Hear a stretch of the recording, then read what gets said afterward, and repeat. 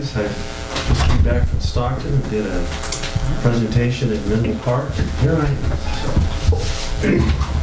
So, welcome everyone. Are we ready?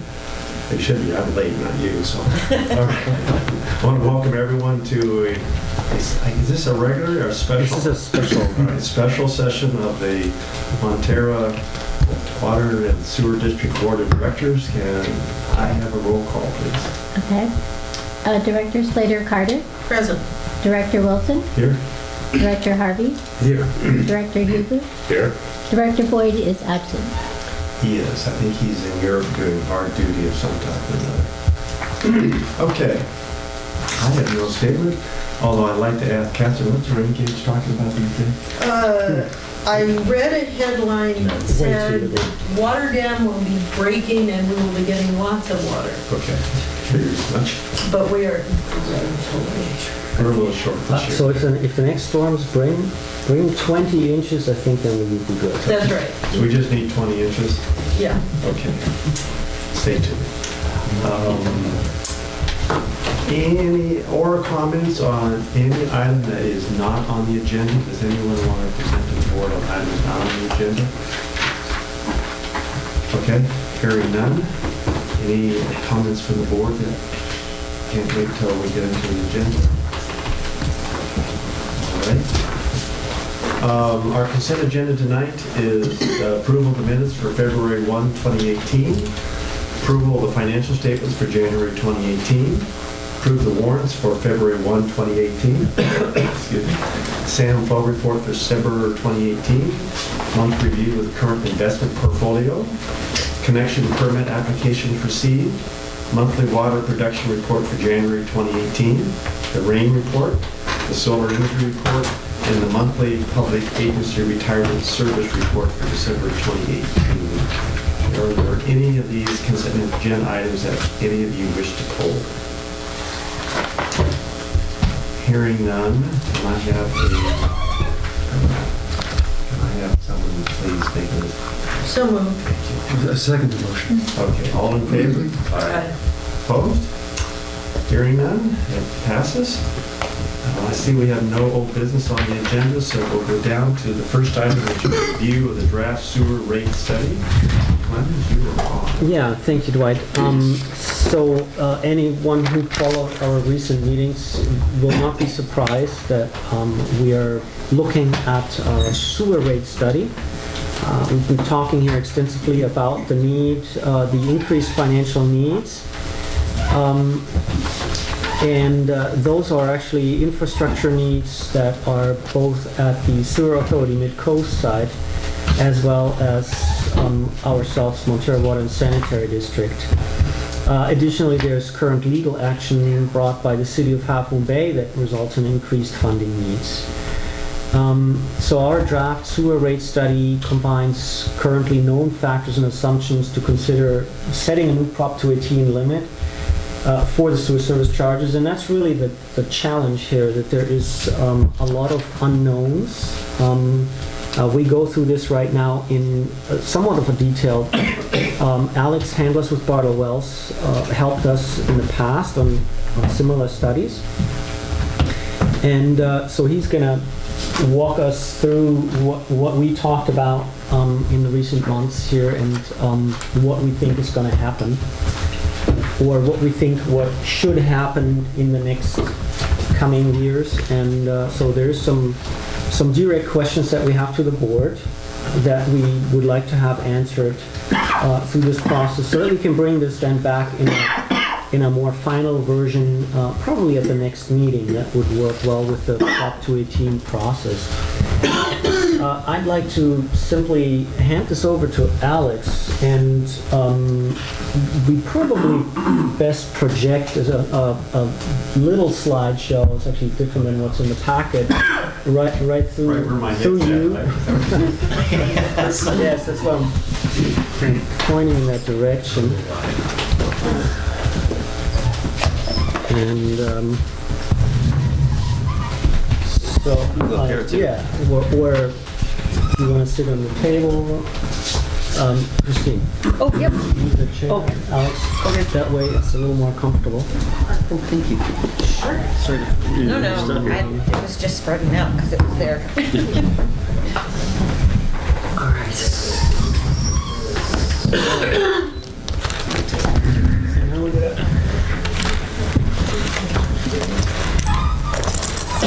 See how that works with the camera. Reach, am I gonna break? I think it worked. That's probably good enough. Okay.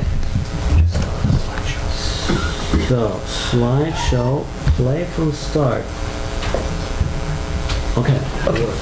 And I'll try to walk through this quickly. I know not everyone wants to see PowerPoints, but I think Clemens thought it was a good idea to put it in this so people from the home can see what we're talking about as well. I just want to emphasize as I start, this is kind of preliminary stuff. We've gotten all the information. We put some draft projections and some scenarios together.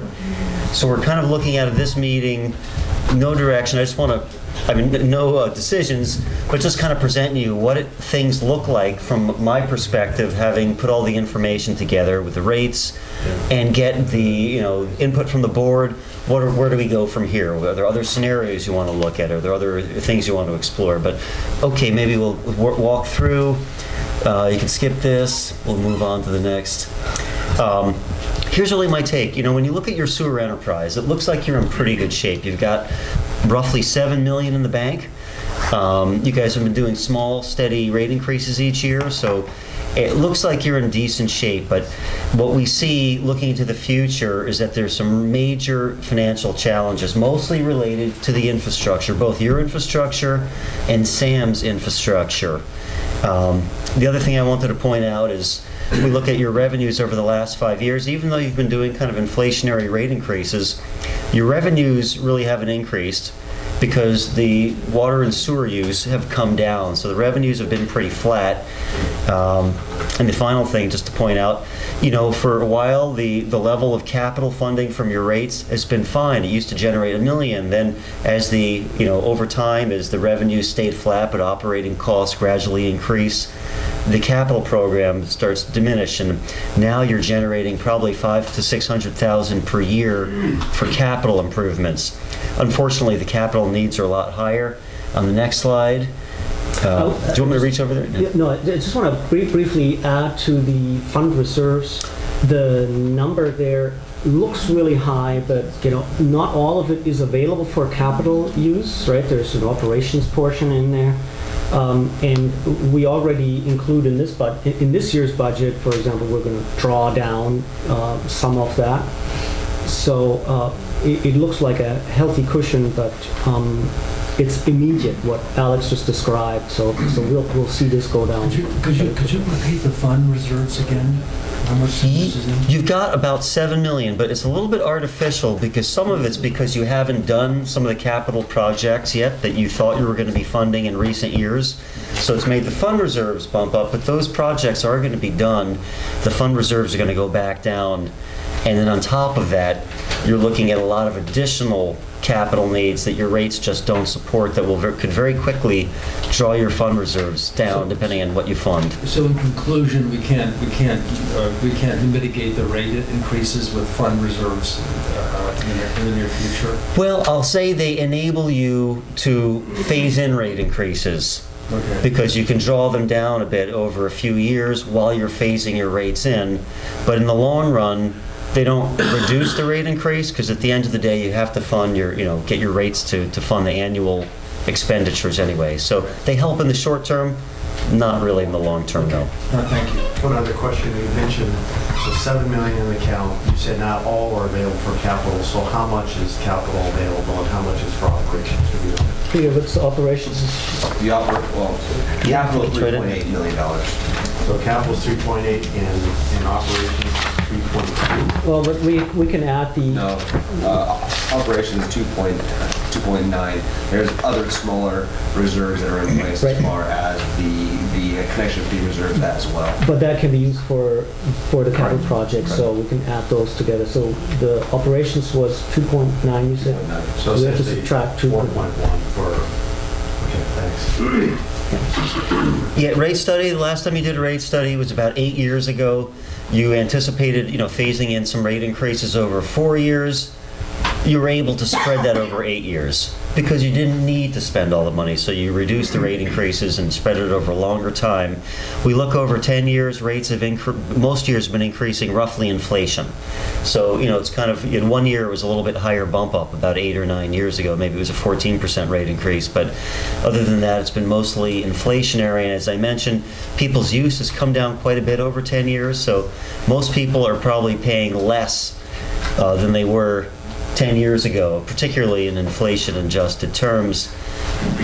We look at your rates compared to other agencies. You're in the middle range right now, which is great for an agency your size. I'll point out though, yeah. So you say that we've been paying less in the last couple of years. Can you give us, a little bit less, or how much less? Oh yeah, How much has it gone down because of? Well, it's interesting. Because of less use. Yeah, the revenues have stayed almost flat. So they've come down maybe a little bit, not that much, but despite, if you've done 15%, 16% rate increases over 5 years, you'd expect the revenues to be a little higher, but they're not. So that's what's kind of offset the revenue increases. So, maybe I'm just guessing the use is down roughly what the rate increases have been over the last, 5-6 years. Okay. And that's the winter use that it's based on the residential side. But the other thing that seems to me, Alex, is the one area that we have sort of predictability here is the classic dilemma for most water and sewer districts is they raise the rent, people reduce their usage. And so that you don't get the effect that you would like to as far as revenue goes. But in our case, because our water consumption levels are at such a low level, there's not much more of a floor to fall through. I'm going to agree with you there, and this is also winter water use that your sewer rates are based on, so there's not a lot of outdoor use that people can easily cut off, and you already have quite low. You started with low use, and even during the drought, people cut back even more, and now you've got a pretty low. It's surprising how low some agencies can get if there's an emergency and they're going to do things. But yeah, I don't think there's not as much opportunity. I don't think there's going to be as much response, although there could be some. It's hard to gauge, but I know in the water rate study we did build in some elasticity. As the rates go up, the use goes down. Typically, they see if use is going up 10%, if rates are going up 10%, maybe the use comes down 2% to offset that. So we have factored that into your water rates. I didn't factor that into here yet, but we could if you want to. But you've got many things happening. One thing I really wanted to point out, though, is what this district is facing is very similar story to a lot of other agencies in the Bay Area and California.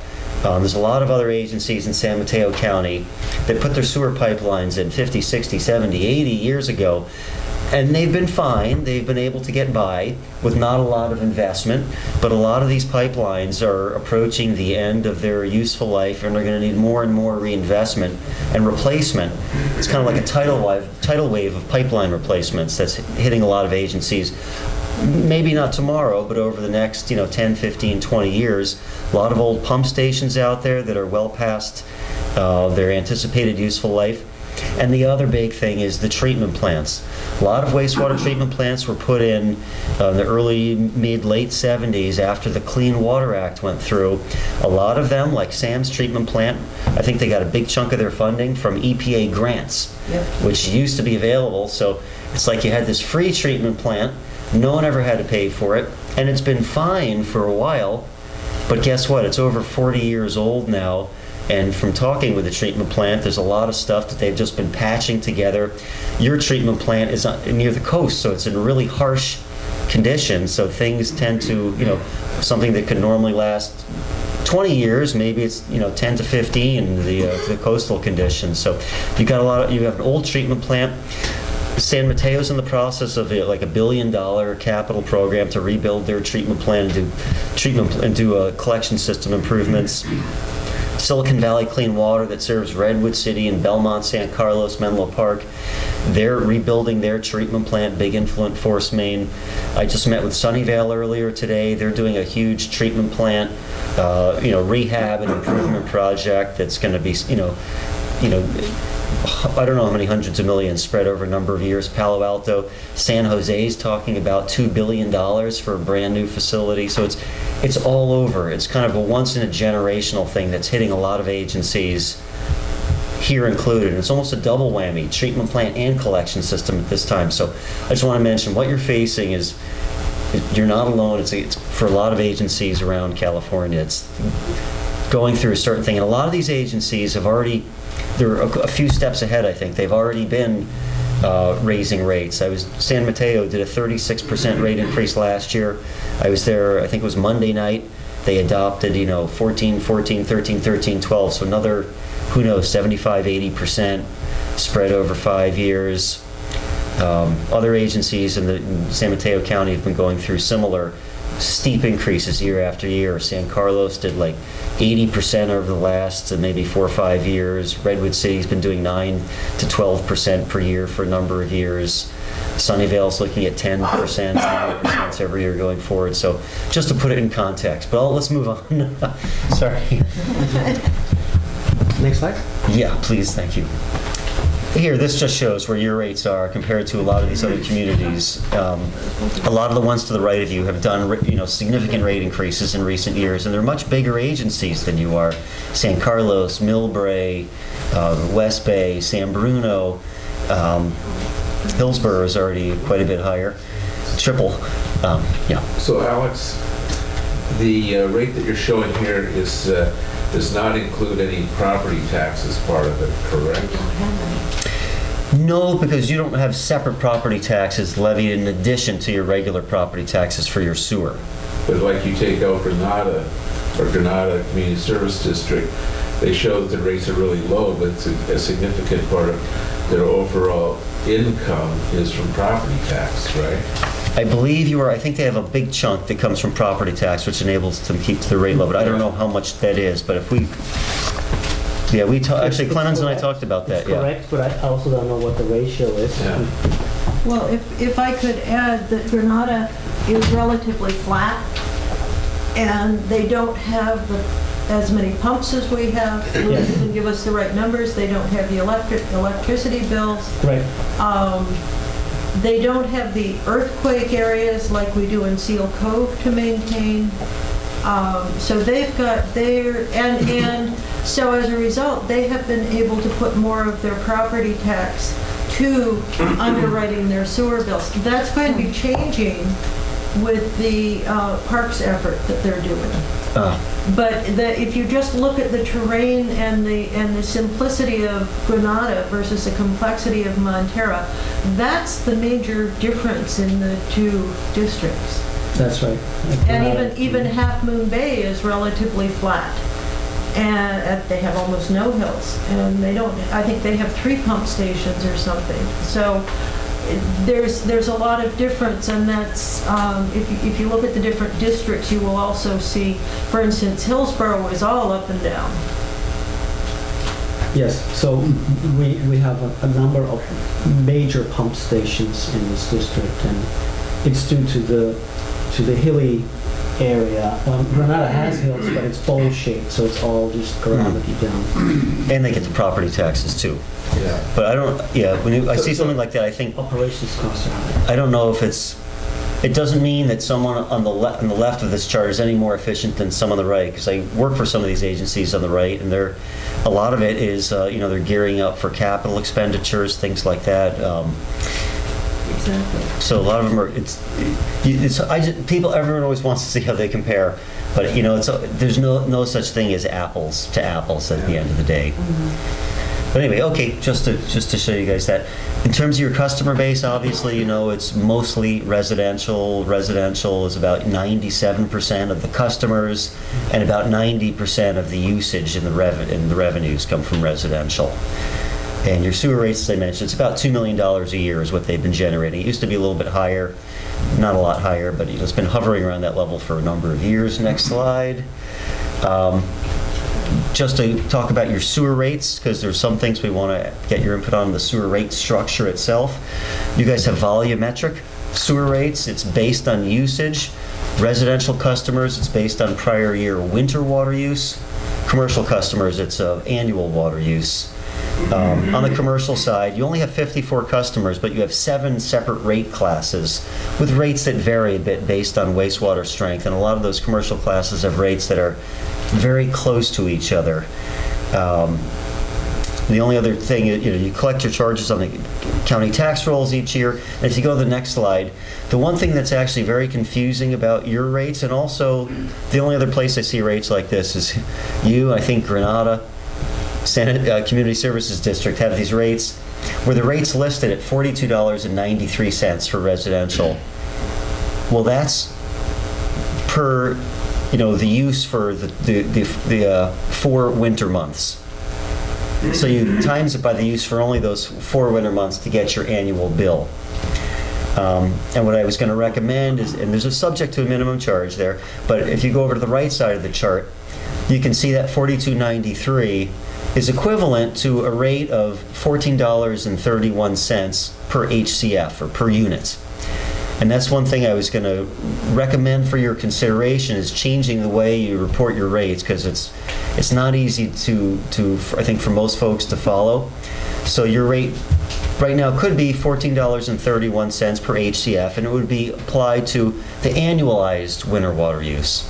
So if someone uses 4 units per month in the winter, 4 times 12 is 48, and that's what would be times your unit to get to the same end place.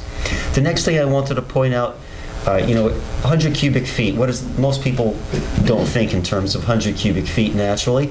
So I put what the equivalent rate is per 100 gallons, and it works out to be about $1.91 per 100 gallons. So about 2 cents per gallon is what it works out to be. And over on the very far right, you can see the rates shown as a ratio to the residential rate. So for example, restaurants which have much higher strength wastewater, their rates, 180% of the residential rate. And you can see the other commercial customers as well. And you can see a lot of them are pretty close. General commercial is 96% of the residential rate. Motels are 108, offices 88, so a lot of them are schools 90. You have a lot of rates that are very close to each other. So Hospitals. I'm going to shortcut this. Is that any of the 4 of us have any objections to putting this into what he's recommended? I was going to say at the end, a few rate classes, like Yeah. standard strength, low strength, high strength, something like that. So it's, and then if you had a new type of commercial, you wouldn't have to come up with a new class for it. Yeah. 4 of us, is there any objections to what he's recommended? No. So why don't you just Move on. proceed with that? Well, Unless you have any. I don't have an objection, but rather than I think this is too complex to be sending out. I think we should at least decide on whether it's 100 gallons or per HCF. And I think since we use 8 per HCF in our water use, that we should stick with one metric so that people understand it. We can always put a footnote at the bottom saying 100 cubic feet, is X 100 gallons. And as far as simplifying it, I don't know that it would be, most people aren't going to see this anyway, and I think it's nice for them to know that the schools are getting a nice discount. Because the school district likes to complain that we're charging too much. Yeah, there's no right or wrong, and that per 100 gallons, I agree. That was more just for informational purposes, but yeah, I would recommend keeping it per HCF. So maybe not everyone's 100% sold on transitioning to it. I don't have any. I'd like the right-hand column. I hear what you're saying, Catherine. The thing, if I were to read it, which of course 5% of as well, but at least I understand what the basis is on the right section. I have no idea what they're doing on the left. Nobody does, yeah. So I think the recommendation is we're going to still do the HCF, just putting language that if you. Yeah. Are we good with that? Okay. Yeah. Okay, and then moving on. So we developed financial projections. In your packet, kind of details the assumptions. It's based on your budget. For SAM, we have their proposed budget for. We included the budget with the mid-year amendments in it for the current year But for future years, they actually have a proposed budget for 2018-19 for next fiscal year that they think is going to be a pretty good basis for going forward. We included 5% operating cost escalation for planning purposes. I mean, we could change that a little bit. It's not going to make a big difference to the recommendations at the end of the day. We assume low growth. I included 5 new single-family homes or equivalent per year. But the big things are the capital side. You have a 5-year CIP that averages about $1.8 million per year. Now, mind you, your current rates are generating $500,000 to $600,000 per year, so there's a roughly $1.2 million shortfall per year, and your rates only generate $2 million a year total. So I'm just making up and these costs aren't just a one-time thing.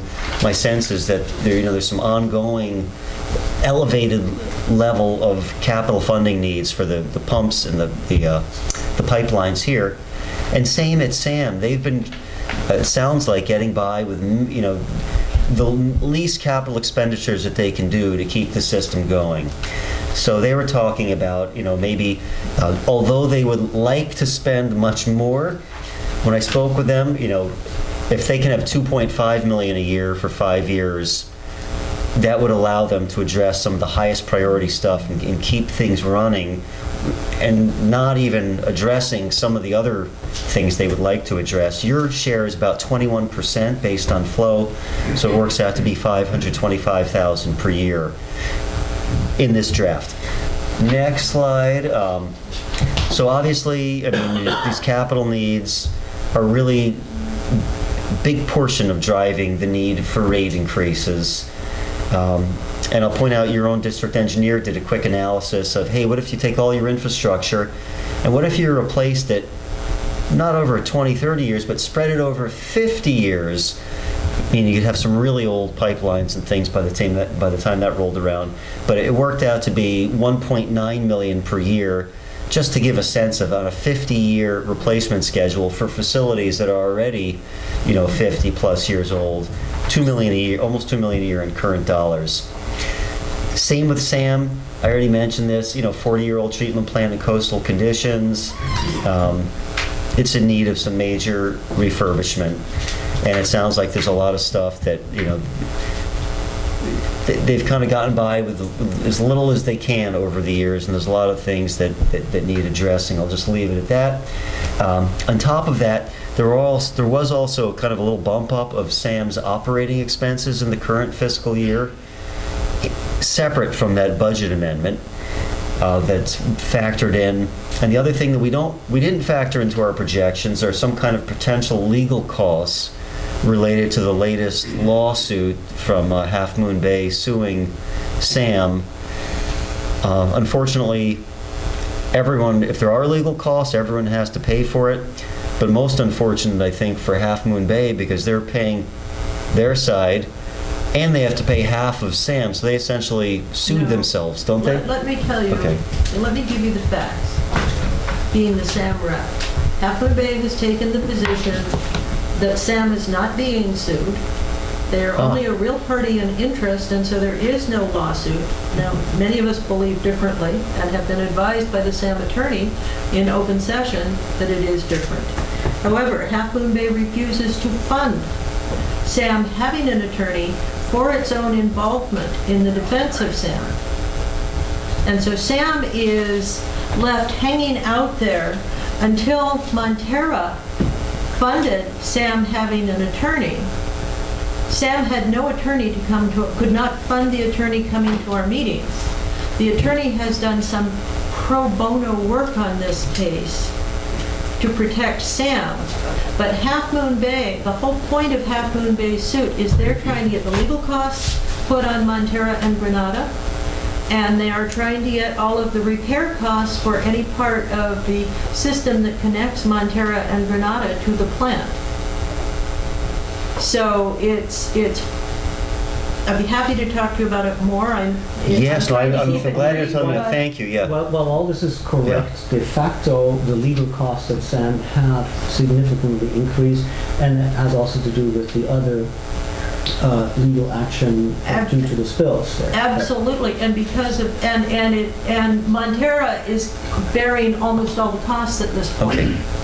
Anyway, of legal I costs. think we need to take that into consideration when we look at our rate projections, so. Yeah, I haven't factored that in, but yeah, don't listen to me on the, I defer to Catherine's expertise on this legal suit. I don't Yeah, mean to I don't want to correct you, put but false I know information you- out there, I yes. know you like being Yeah. correct as an accountant, that's sort of your bottom line, so to speak. No, but yeah, I'm glad I didn't know all the Yeah. details, so I'm glad to hear this.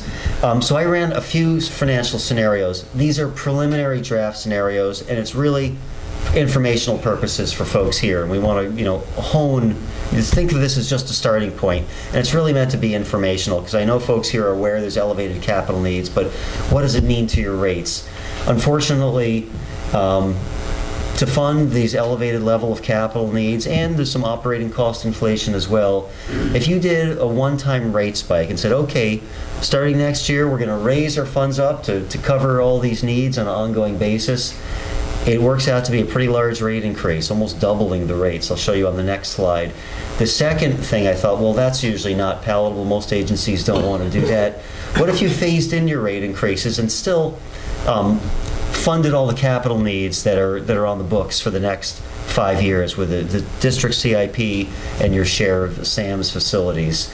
Well, you could do that by, as I mentioned, you have some excess fund reserves. You can partially draw down your fund reserves, maybe a little lower than you want, while phasing in rates. So you can still get all these projects done with the phase-in.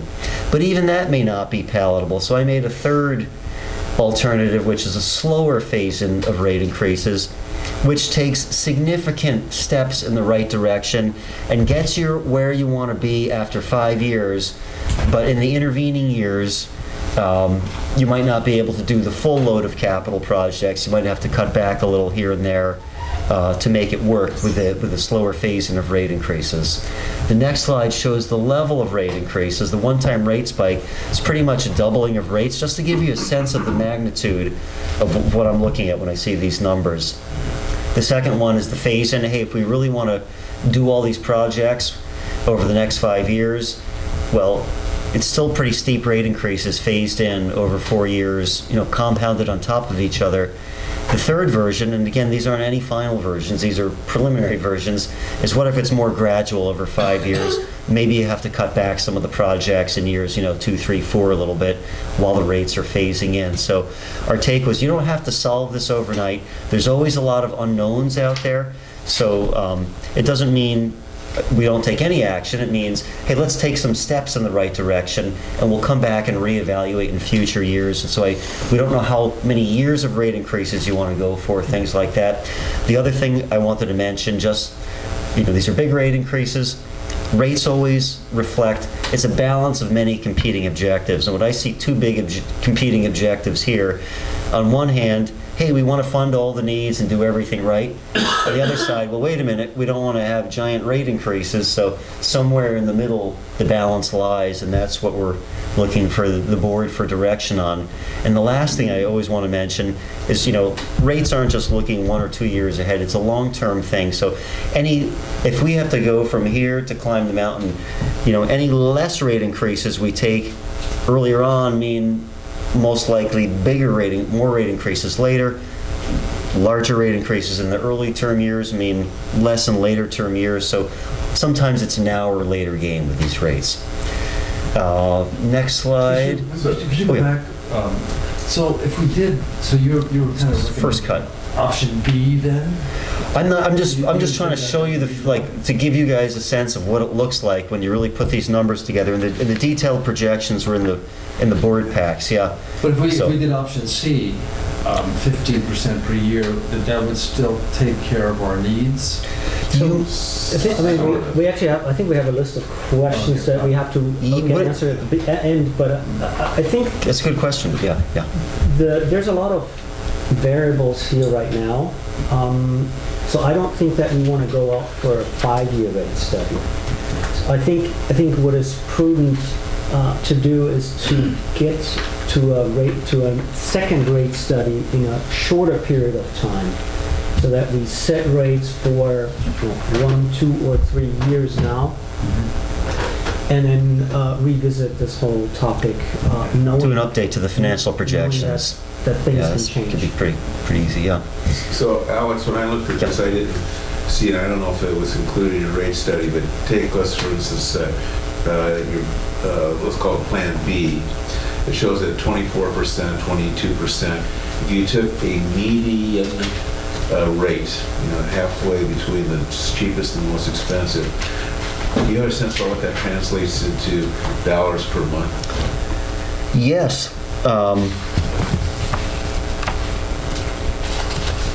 Yes. And I think I'm going to show it on a...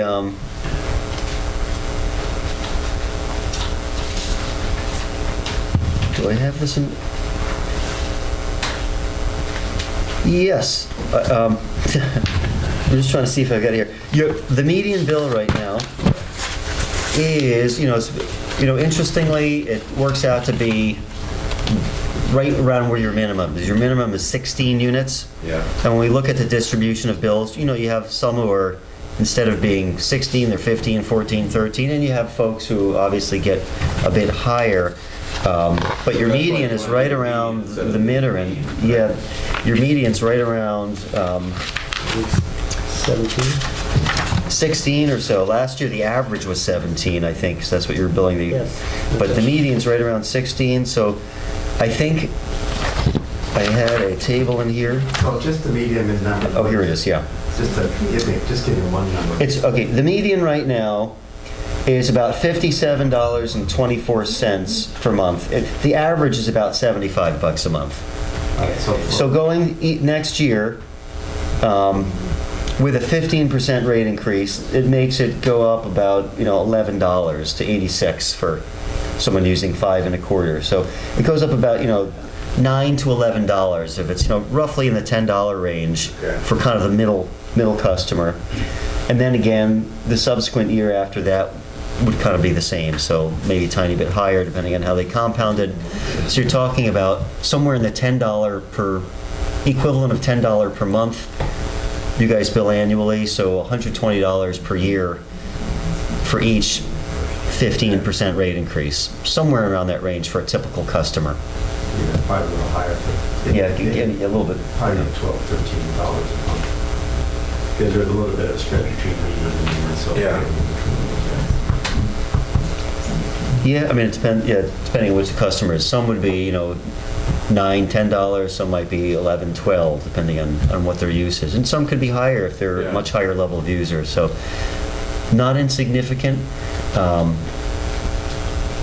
maybe next slide. So these are just some alternatives. This kind of shows graphically. You can see on the left are the first 3 years last year and what the kind of the funding levels were. And you can see they're a lot lower than what they are on once you get to the right side of the chart. Some things that have increased, you can see there's the green bar, the kind of the lower green bar, has bumped up this year. So that's SAM's treatment operating costs. And those are expected to be at a little bit higher levels, similar with what was in the original budget for this year and the budget for next year. And a big difference is also you've got some, a lot more orange and red up there than you've traditionally had in the past. So you can see this is the one big time rate spike, what it would do to your rates. The next slide shows the same expenditures, but you can see the rates phasing in. That was alternative scenario B. Yes, you have some deficits some years. The deficits are when the expenditure bars are higher than the red line there. That's your revenues.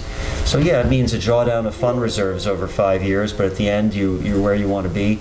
And the next slide, you can see we had to bring the capital expenditures down a little bit to enable the rate increases to work with this reduced rate scenario, but it still gets to the same place at the end of the 5 years.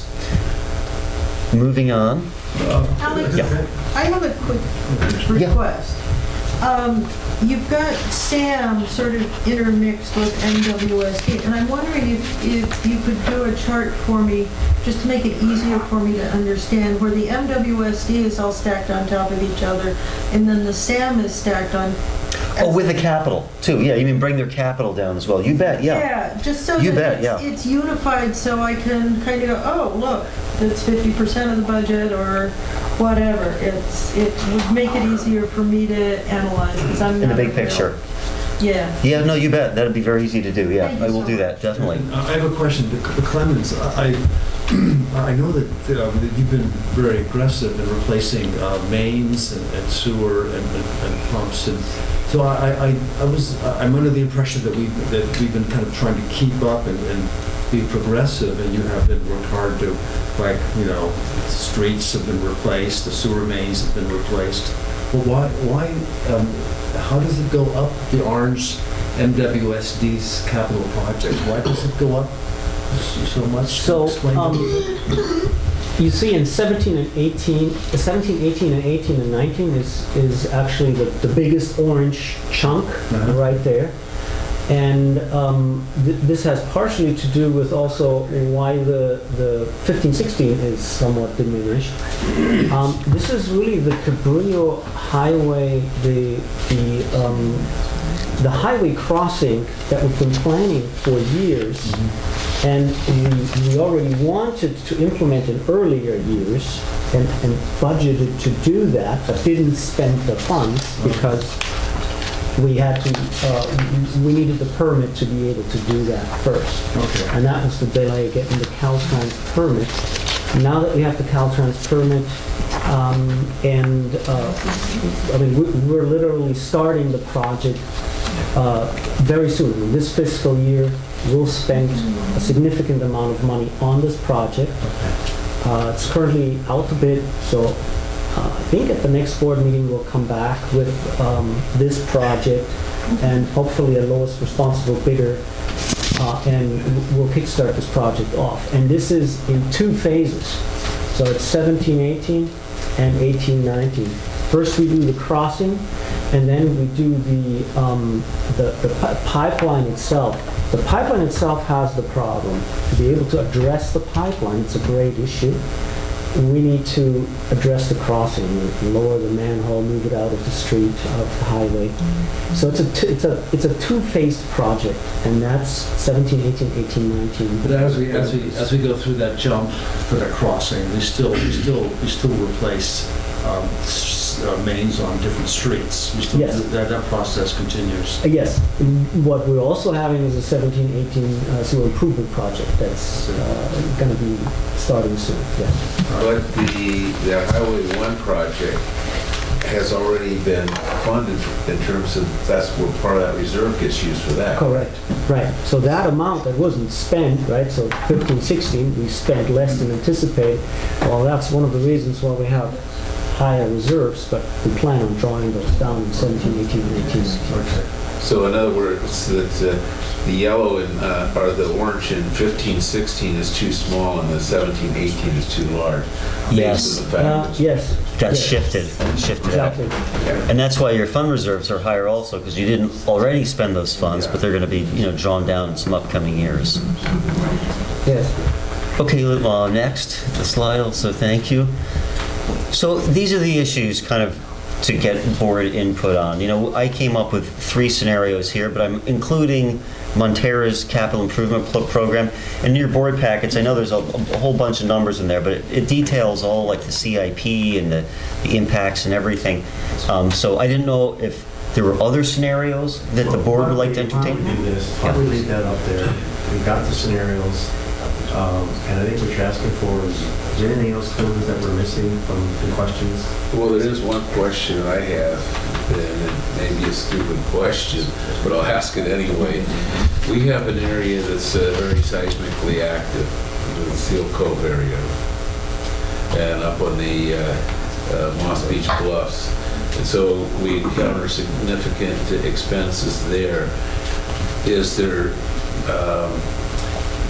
Is it, let's say, permissible to have a surcharge for those locations based on the fact that it's in a seismically active area? It's certainly permissible. If that's what you want to do, yeah. Okay, I'll say we want to, but I'm just saying. it's- Yeah, no, you could definitely, because you have elevated costs for that level, and there's a lot of agencies that might have different zones. Yeah. You know, they might have, oh, it costs more to serve Zone B, or it's a higher pressure zone for water, or something like that, or elevation zone. But I think, yeah, it's certainly legitimate, because there are increased costs of service associated with a certain area. You could come up with a sound basis for doing that, yeah. So, probably. and it's actually an interesting thought because it's not only the seismic liability issues that we see through the fault lines Yeah. in that very area.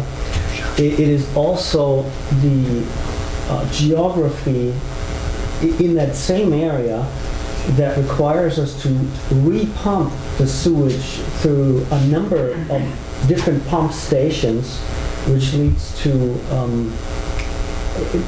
increased corrosion. Right? So you keep that sewage longer in the pipes. Right? You see increased corrosion through H2S. So I guess one question is being asked through what Bill's suggesting is, in the rate study, should we look at zone rate studies as part of the process?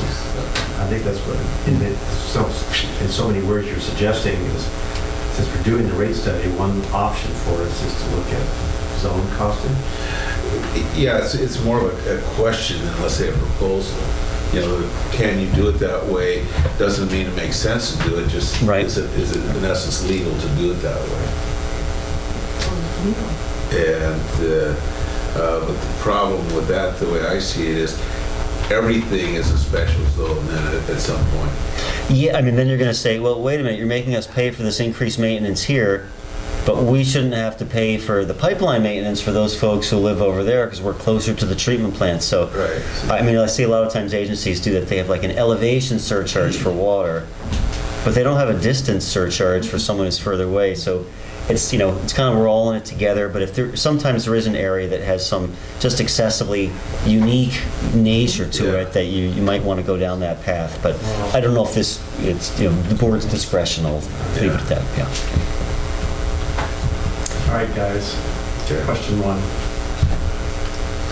What are you suggesting, Clemens? So you asked if there is anything else that could be thought through. There is something else that we could think through, but I'm not recommending to go in this direction. That is, we're a water and sewer agency.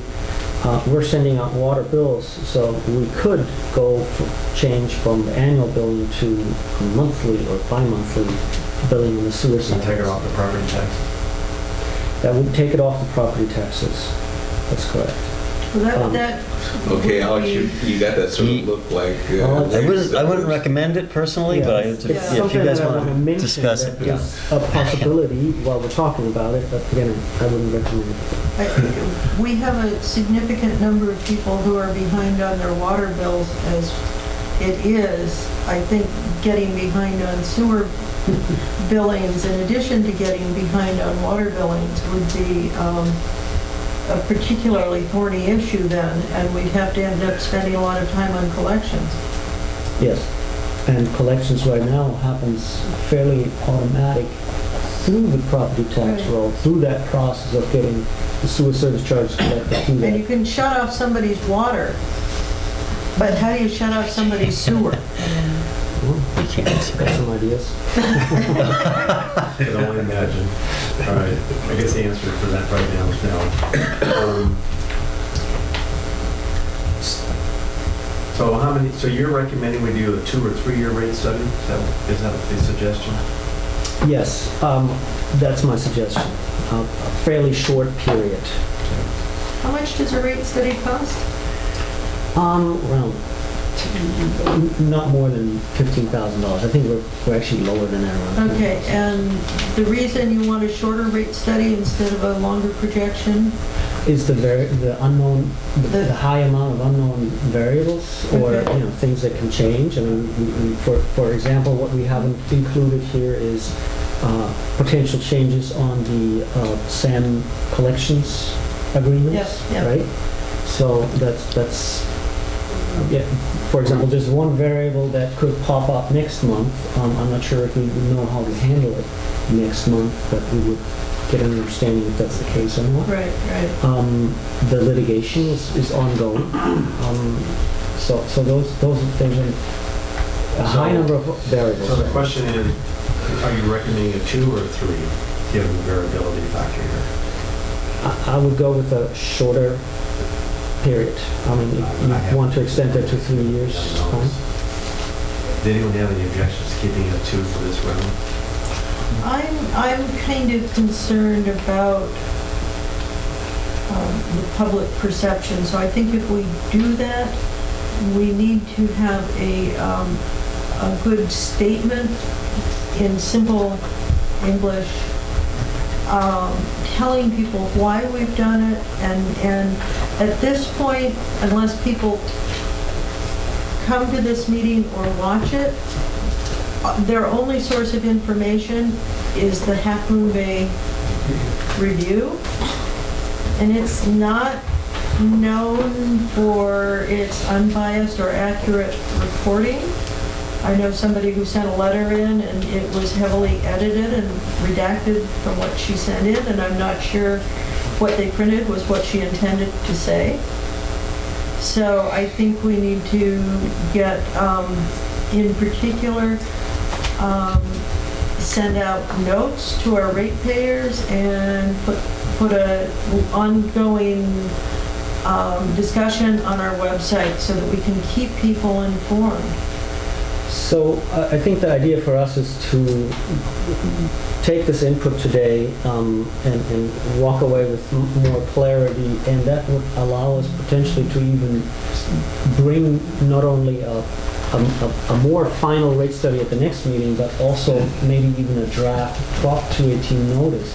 And that is really the mailing that I think you're referring to. That is the letter that goes to every homeowner in the district. And not every homeowner is a ratepayer.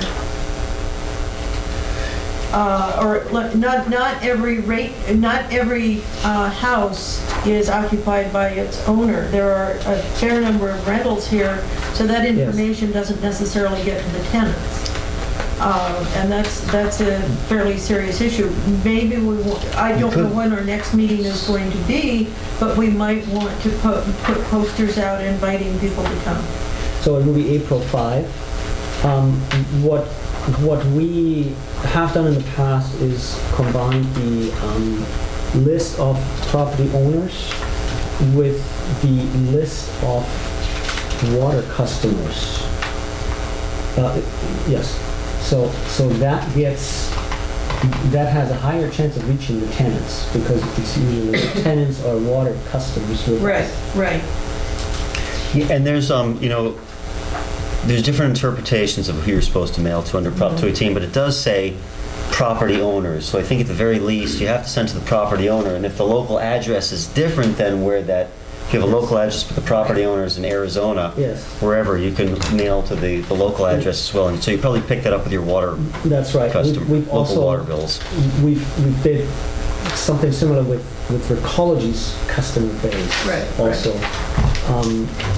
Use the property owners plus the Recology customers. Yeah, we've done a fairly thorough job. Thank you, Seth, of coordinating and collating these various things. But I think in particular, since we're having only a two-year study, and we might want to put a piece in the review that we write.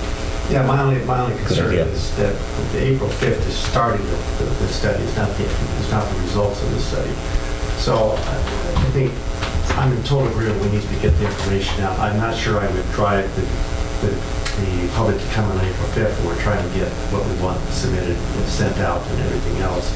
So the actual time we want the public to come back in is when the rate study comes in, and the notice should go out as to what we want in that notice, and you're going to prepare that by the April 5th meeting. Yes. But I think it's important, the whole reason we have a study and 218 notices and so on is to get people's opinion, and I think the more people are engaged and feel like they're part of the process. We're on the same page as to how we get the information out. What I'm trying to say is the April 5th meeting is getting feedback from us on how that information should go out to the public, because the rate study hasn't even started by the 5th. Well, yeah. Anyway, so what I'm trying to say is I want to make sure our messaging is correct.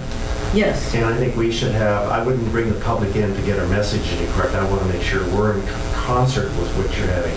So I would encourage the public to come into a future meeting, but not potentially not the April 5th meeting. So I mean, they can come at any meeting, but the April 5th meeting really is getting the information together, is what that rate study is going to Right. entail and how we should communicate to the So public. Prop 218 requires us to hold a public hearing. Yes, that would be April 5th. No, it has to be 60 days after we sent the notice.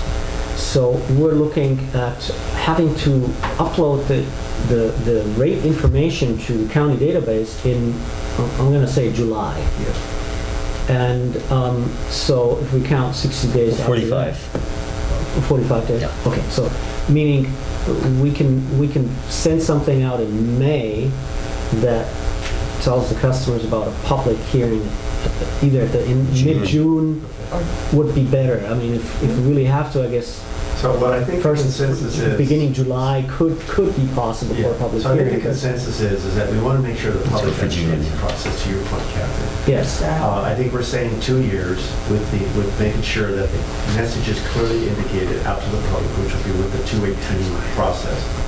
And we will be working on that. You'll be bringing the information back to us on the 5th and how we'll be starting that process, correct? Correct. Yeah, this is kind of the first cut here. I mean, we've got a lot of the analysis preliminarily done, but we wanted to hone it and, this is giving an indication what things could look like, and take your input here and come back with something that's, based on the input we received today, and then you'd kind of take it from there and figure out what you want to put in the Prop 218 notice, and then that starts, once you mail that, you have to wait 45 days for your hearing, so you have a bunch of time in there. And then there's 2 more questions. One is, what's the group's consensus on which level of rate increases are we comfortable having them start pushing on? We're talking about the ABC. The 98%, the 24, Yeah. 2, 50. Or other scenarios. Or other scenarios, for that matter. Correct. And again, if we're just taking steps in the right direction, it's kind of what level of comfort do you have with how large the rate increases? Well, it seems to me that the first one, we never get that to fly, 98%. Okay. So, Alex, I appreciate you Yeah. putting that in there for the sake of being Information, thorough. informational. That's all. So it's between the second and the third one. Or anything in between.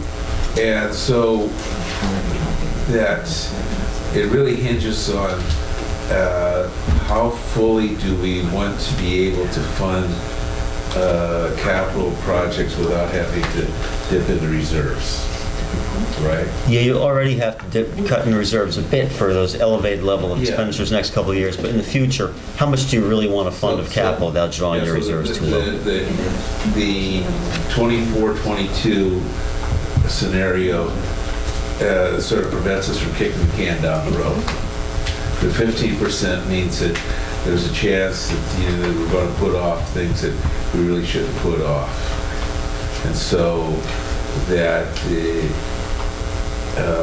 given the fact that neither one is pleasurable, it would seem like to me that the 24-22 would be a better way to go. And it could always be something in between, I'm just mentioning, Yeah. but yeah. Catherine, Jim? I think my gut feeling is for B, the 24. But it'd be nice to have something in between too. But at least it's somewhere just below B. Just below B plus 2. Sure.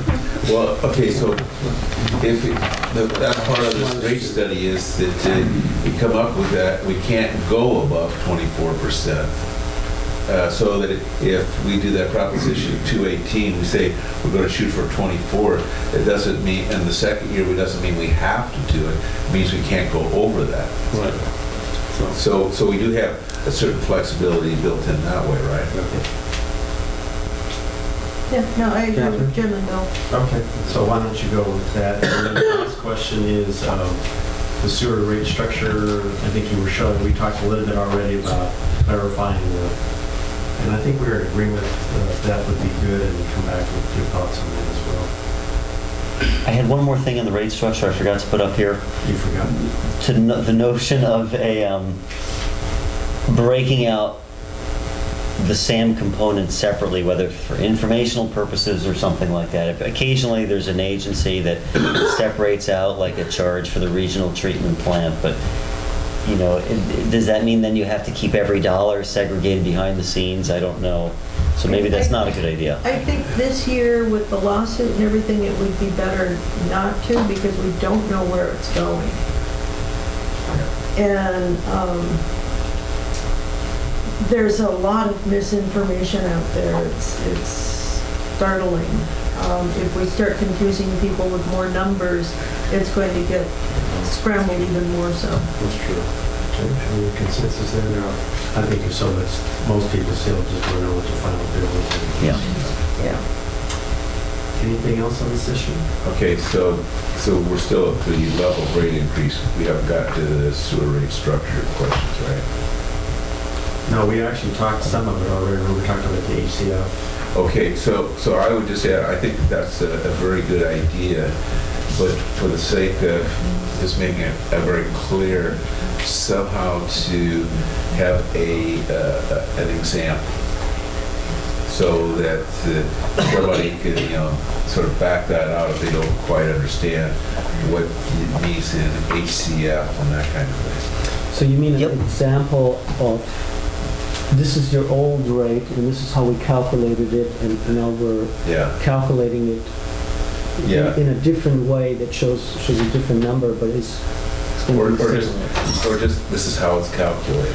I think You know, so that's I could- good. So A median, take the median one and just run that through, this is how it's calculated. we put those in Prop 218. It's not like sample. How does your bill Yeah, calculated? Sample bill Yes. calculation. Yep. Okay. Yes, well, yeah, those That's good. all recent Prop 218 notices. Sample bill calculation.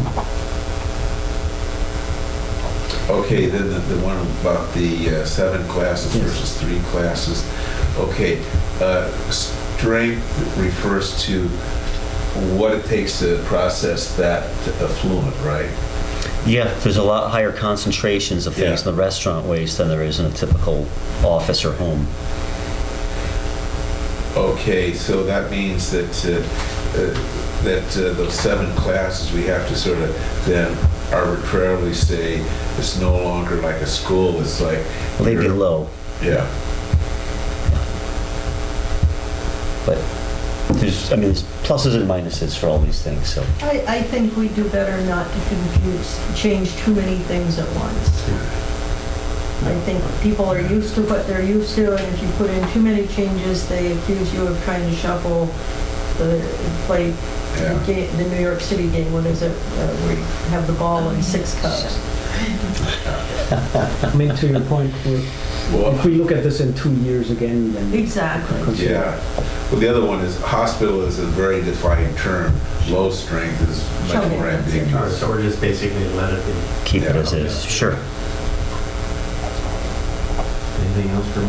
And so, in that 3 classes, what was, give an example of standard strength? Again, Residential? residential and hospital, it's the same as residential. Yeah, so it's like 1 cent. It's almost the same right now. Yeah. Almost the same. So then what is low? School, they're like 90%. Or a certain type of office. I think there are 2. I think what they're suggesting is just we don't put the strength model in this time around. Yeah. Yeah, it's just an idea for, Yeah. to bring it to your consideration. Alex, the key really is whether it's a kitchen or not. Because with a kitchen, you've got garbage disposals and more grease, and so that would be a higher strength for the restaurants. A school, all the food waste goes into the trash can, and none's prepared there, so it's simply running water in the bathrooms. But again, we're going to leave it alone. Yeah. Keep it Okay, as then is. the other issues is that whole thing about a surcharge. Has that ever been discussed before? Is there any feelings about it? Is that a legitimate thing to bring up A surcharge? for like at Seal Cove, because of the fact that there's increased cost due to the fact they're a seismically active area, and there's also repumping that's required, it's not required in other places and stuff like that. So I recall a discussion about this a long time ago, but it was dropped fairly Right, soon. well, there were some additional charges on Seal Cove for the infrastructure, but that was a bond or something? Assessment district. Assessment district, and that's been paid off. It's complete.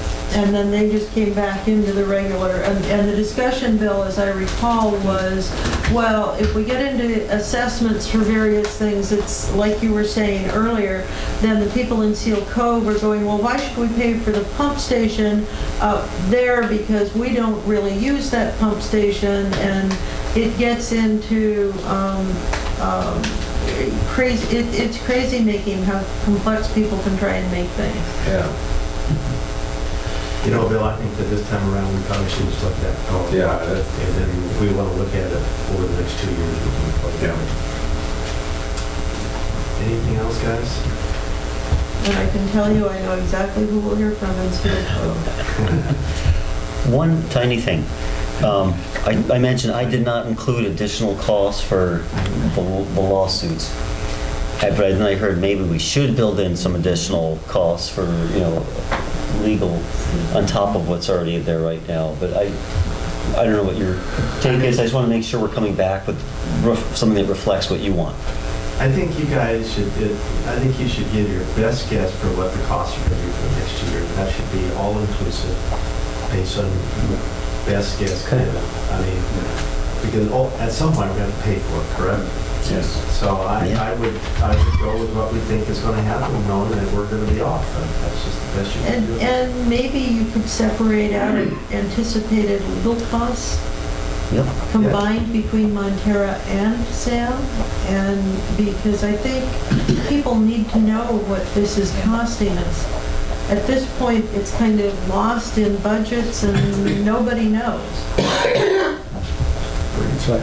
And for your clarification, Alex, Montara is also a party to that lawsuit in addition to Sam and in addition to Granada. Okay. So Montara will be incurring legal fees On Here, their own. In on their own. addition to the other In addition to contributing, regional. possibly contributing Right. its share of Sam. That's what we talked today about. Alex, I think I counted, let me see, 2, 4, and Half Moon Bay has 5, somewhere around 10 or 12 attorneys working on this case. So you can just hear the money boy. in the whirlwind. Jimmy started. No one's going to win with something like that, yeah. Not even the attorneys, because it's ugly. It's not fun like a regular divorce. Those are fun. Okay. Okay, I think we're done here. But a couple of slides, I don't even need to go into them. Just, one just talks about Prop 218. We'll skip that. It's got the procedural requirements there. The next one shows next steps, but you guys are already on it, so we are done. Thank you for the input. Appreciate it. Thank you. Thank you. So we've got our marching orders. Good job.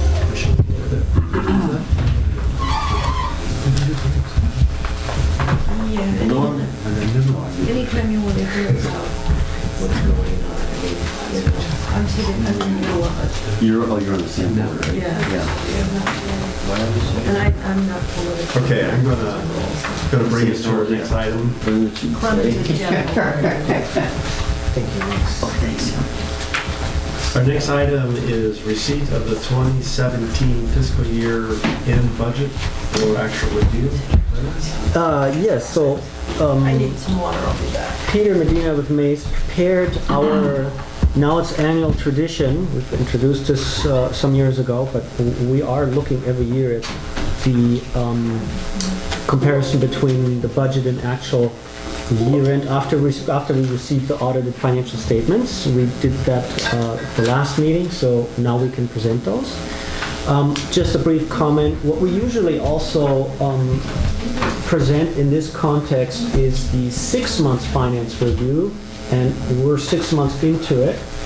We plan to bring this to the board at the April 5 meeting. So that is our kickoff, our start into the budget season. And this year it just worked out to be that we put this on the April 5 meeting.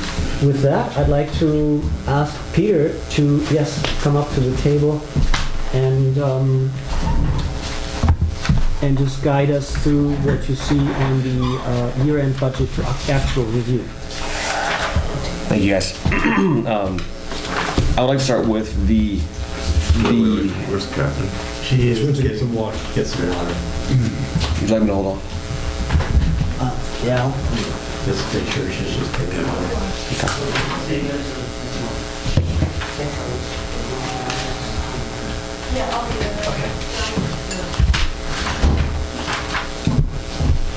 She's coming. I'm sorry, too much soy sauce tonight.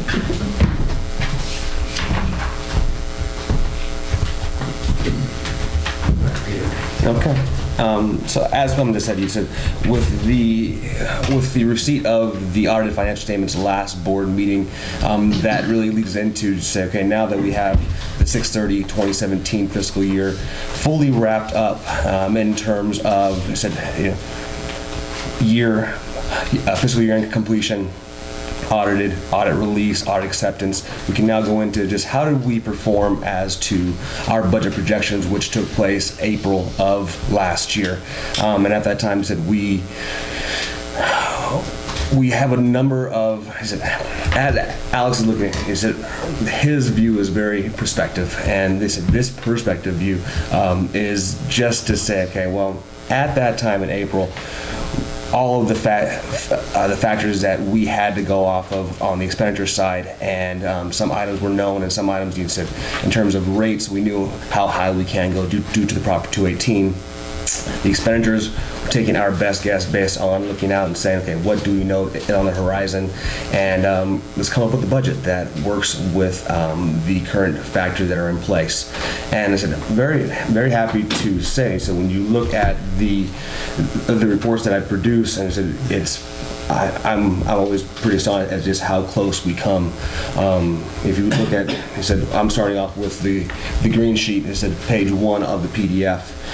Going through, just looking at sewer service charges within $931. But as you guys know in the past, we collect that almost to the penny just because of the way the property tax roll is set up, and just we know what we're going to take in, and that's known at the beginning of the fiscal year. That being said, he said the budget rates were increased 3%, but even with that, we took in approximately $30,000 less. And it goes to Alex's point as far as, yes, we've been budgeting increases in the rates for the last 3, 4, 5 years, but in terms of actual revenue coming through the door, it's either stayed flat or dropped the past 3, 4, 5 years. So it's more to his point. Going down in terms of for us, and that's the lifeblood of the sewer fund is the sewer service charges, and as you can see, almost to the penny. All the way down, the other items which we collect in revenue, being the cell tower lease, fees, and the property tax piece. The property tax piece looks large, and it's really because of the ERAF, which said we go through it every year as far as we never know what we're going to collect. And if you actually factored out ERAF, we were actually right on what we actually expected, what we budgeted. So when we don't budget for ERAF and it comes, it's always great. But I said there will come a time where we won't collect ERAF, and said we will just be left with the 1% property tax, secured property tax. So that's really the operating revenue piece. Going down, personnel, the $82,000 under budget is a bit of a misnomer, unfortunately. I said this is due to the PARS plan and the contributions which we budget, and I said those were budgeted within about $1,000. But I said in terms of the district sees those as just outflows. Actually, they are now referred to as deferred sources of revenue or deferred sources of assets. So they get reclassified to the balance sheet. And the entry that we received from the auditors I don't really like it. I'm gonna have to go back and talk with them as far as the accounts that they asked us to hit. I don't like hitting that account because it throws off this analysis. But with that part being pulled out, if you were to look at, the further pages, really pages 9 through 15, the actual detail accounts, and you look at the 5800 section for both water and sewer, you'll see the payroll pieces are really, we hit some of them within hundreds of dollars. It's very, very tight, and we almost nail it. And that goes to just district staff really preparing on the front end for what we can expect in terms of COLA as well as scale increases, and really keeping keeping down the overtime fees. So I said both, and that goes for both sewer and water. I'm always astonished at how well personnel costs are kept in check. Operations aside from there, I said, is all relatively close to what we expect by cost center. The sewer side of the SAM costs $106,000, and that, once again, we budget those costs to the penny based on what Sam tells us, so we know that amount going in. The difference here is the lift stations, which the district gets billed for, that we capitalize at the end of the fiscal year. So I said, we have it, we put aside money for those costs, but at the end of the year, they go to the balance sheet. So I said, it throws off the actual analysis piece. Going down further, they said, and it further speaks to what Alex was saying as far as capital improvement. We had budgeted $1.7 million, and of that, we only spent $1 million for just projects that just didn't happen during the current fiscal year. Once they were banned, they were just deferred. Well, absolutely, yes. Yeah, and the majority of them are really for the sewer improvement project, just that broad project. There are a couple specific items in there, but for the most part, it's just for the project. And as Alex was saying, the big one will come later this year and into next fiscal year, being the Cabrillo Highway. And then as we get forward, the connection charges pretty much right on. We said one off from what we had anticipated, so pretty close there. So in so many words, you're telling me that things were done so efficiently, so effectively, that this is one of the most boring reports because everything gets right on the money. Every time I've done one of this, it's become more and more boring. I see the looks on you guys' faces, but I believe it needs to be said because No, but I mean, from what you're saying, it looks like we've hit everything. Well, the sewer side isn't. Well, the sewer side is its own, but I'm talking from operational. Operational? Yes. And I said, help from district staff as well as the finance committee, which also is heavily involved. It has gotten us to this process. That was Bill Huber and Catherine Slater, and as well as Dwight was. My fiscal years are running together now. But ultimately, you have to point to Peter because the budgeting is really done very well, and the brunt of the budgeting really falls in your court. Absolutely. Moving on to the water side. Water sales, water revenue. Once again, revenue increased, or in terms of, the rates have increased. And you look further on in the slide, just actual rates or revenue collected year after year. It did not, it wasn't hand in hand. This was, $30,000 more in income. Actually, you confuse that number with the sewer side. Sewer side collected, to just jump back, $90,000 less than we collected last year. Sewer revenues, sorry about that, guys. I was reading the water figure. Water revenue in the door increased $30,000 on a 3% rate hike. You see, just as far as that goes to just more speaking, just users just using less. But said we budgeted $1.8 million, and we collected 1.76, 98%. So he said almost hit it. So just always kind of shocks me as far as when we go through the process, we don't really know. But that leads to something I would appreciate it. I've seen so many of these, but if we had a percent difference. Yeah. Okay. Column. Okay. Dollar percentage difference. Yeah. 98% means that 28,000 is an insignificant.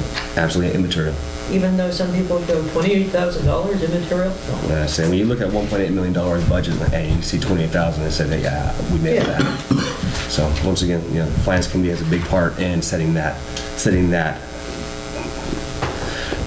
bar for what we think we're going to get. So it's pretty much right on all the way through the revenue side going forward.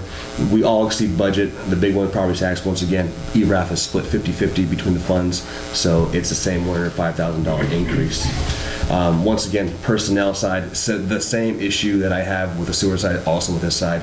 I'm going to look into the journal entry just to tweak it. I said it really distorts what I'm trying to do here. But I said, if you go to the individual accounts, the actual management fees or management salaries, staff salaries, overtime, standby time, they are almost right on the nose every single time, which is very impressive to me.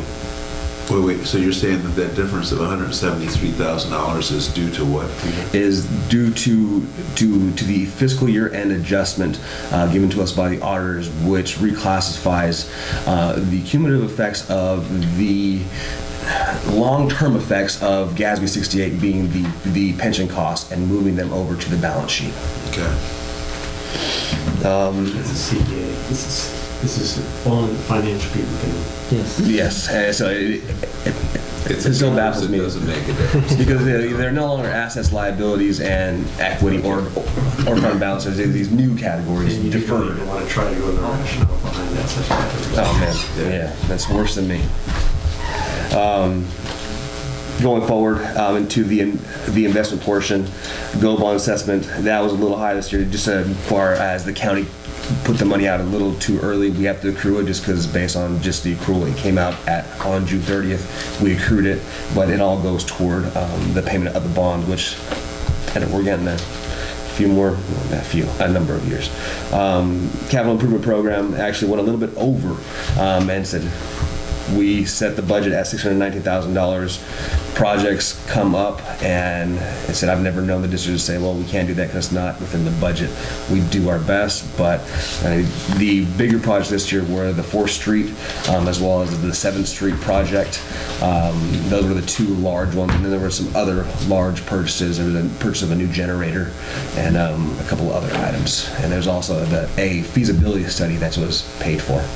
So that was that piece. Debt, we said relatively right on. The only problem was when we planned it, SRF hadn't come out with their new amortization schedule, which we received after the budget had gone into play, which was unfortunate because we were a bit off there.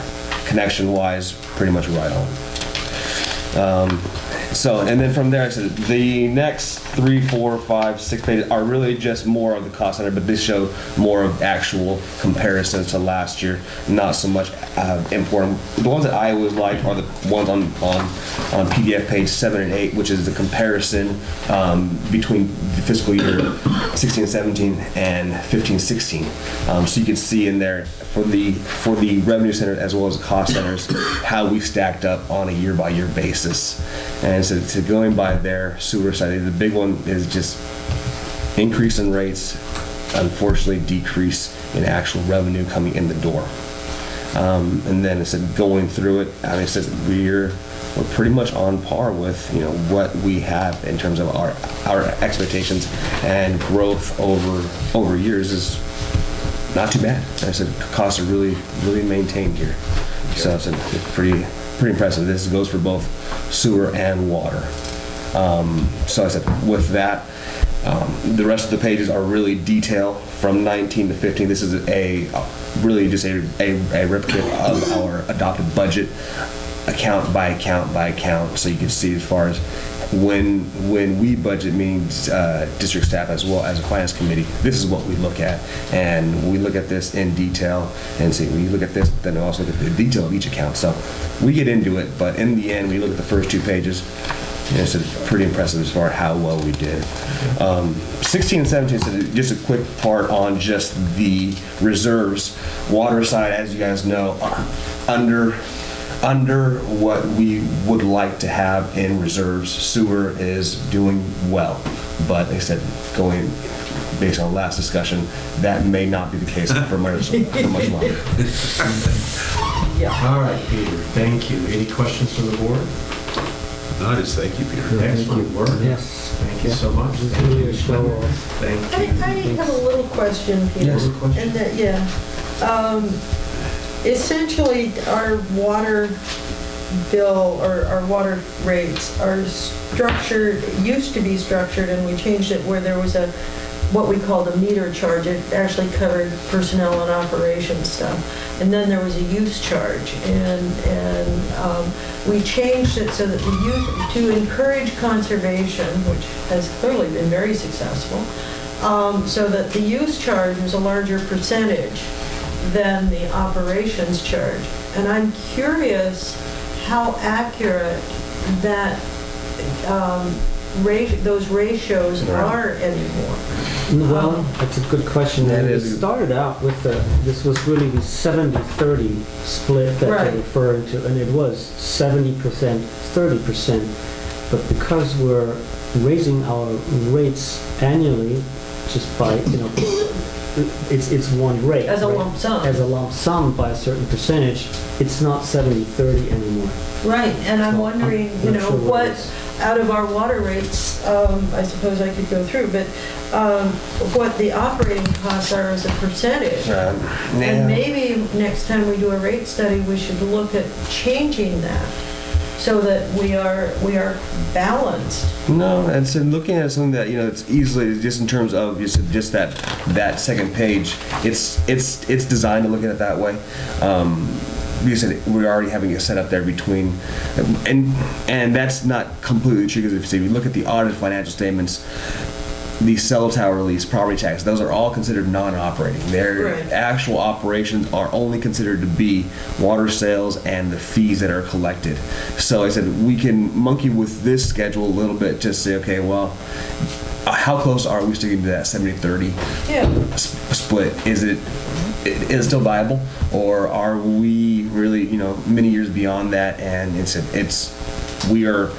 So you look at the sewer fund, the actual audited financial statements, and we're running a negative, and in operations. And a big part of it, as Bill has talked about in the past, is that depreciation number, which is the cost of replacement. Exactly. We are running negative, and that's a problem, because it's saying something to us that we are not keeping up with our cost of replacement.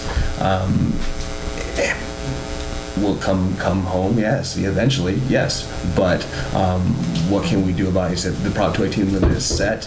We maxed it out last year at, it's set at 5%. I think the question Yeah, is- no, but I Right. think next time we look at it, if you could just sort of make a note on your two-per sheet that it would be useful to look at. No, this could be those something ratios. that we can look at for the mid-year budget review. Right. Like I said, that's on its way to next month. Why don't you, in the mid-year review?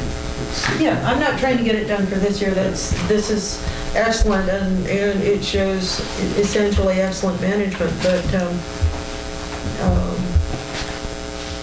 I am concerned, and when I think I was, once again, the only no vote on making those changes, because I was concerned that at some point the operation cost, that you were asking the water use costs to subsidize the operations, and when people were going to be reducing their usage, the entire district was going to suffer. Okay, so for the mid-year report. Anything else? Thank you. Thank you, Peter. Appreciate it. Thank you, Peter. Excellent as always. Yes, thank you very much. Third item is review and possible action concerning update of the standard specification for the water system. Yes. So this time we're bringing a full new set of water system specifications to the board. The last time we did that was in 2003. However, we did in intervals actually little changes to the standard drawings. And I think the last time we looked at that was in 2011. And so it's really needed to bring those specifications up to current operation standards, material types, etc. And now we did something very similar on the sewer side very recently. And with that, we implemented some significant changes on the sewer side. For example, the replacement of the entire lateral. Just as a reminder, that is so with the district now pays for the replacement of the entire lateral for project for main lines that are replaced. Here we're really talking about just an update to current operations standards. So there are no significant changes really that are included. It's just crossing our T's and dotting our I's. So with that, recommendation is to actually adopt a resolution. Do you have the title? We recommend to adopt a resolution that essentially I think you approves sent that resolution out. Yes, I sent the resolution out. Yes, you did, and attachments. Yeah, resolution that's number 1504 is rescinding, 1504, I guess. Yes, and that's the resolution that we adopted in 2011, last time. So we're now trying to rescind the old ones and get the new ones in place by approving that resolution. Okay. In all fairness, we're going to have to trust you on this 120-page document that you're saying exactly what you're saying. Yeah, I wouldn't want you guys in the weeds down there. I think we have to really, and this was a joint effort. Our district engineer, of course, took the brunt of the work. And any questions for the board? Are these equal to the requirements in the county codes, or are they more stringent and more tailored to our unique situation? well, in a lot of wherever we can, we're staying close to county, to plumbing code ultimately, right? But this is really addressing, unlike on the sewer side where there's a lot more overlap between the county's jurisdiction and our jurisdiction. For example, the inspection always includes entire lateral. So there's a county inspector looking at the lateral on the private side, and the district is looking at the entire lateral. Ultimately, both are looking at the entire lateral. This is different here. This is really just looking at the water facilities that are in the public right-of-way and owned by the district. Okay. Okay, so this gives us a lot more flexibility to draft those to our needs, and that's what we have in front of us. Any other questions? Can we have a motion, please? So moved. Second? I'll second it. Okay, this is a moved resolution of the Montara Water and Sanitary District adopting standard specifications for the water system improvement and rescinding resolution number 1504. We don't have our own resolution number, but I assume there's one. All in favor? Aye. Opposed? And it's 4-0. Thank you very much. The next item is the issue of the next meeting. Yeah, the next regular scheduled meeting would be March 15th, so next week. We don't think there's anything that we need to bring up, so we recommend canceling that meeting. And I think there's actually also some board members that are not in town, so we recommend focusing on the April 5 meeting. Okay. I assume there's no objections from the four of us. The person, I'm sure he doesn't object either. Okay, on to reports. Sam, I assume that's you, Catherine? Yeah.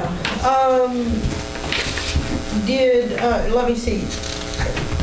The day after the SAM board meeting, Clemens sent out a note that Scott and I wrote about what happened as a summary of the actions. Attending were Deborah Penrose, Debbie Ruddick, Leonard Warren, Jim Blanchard, Jim Harvey, and Scott Boyd. So I wasn't there, and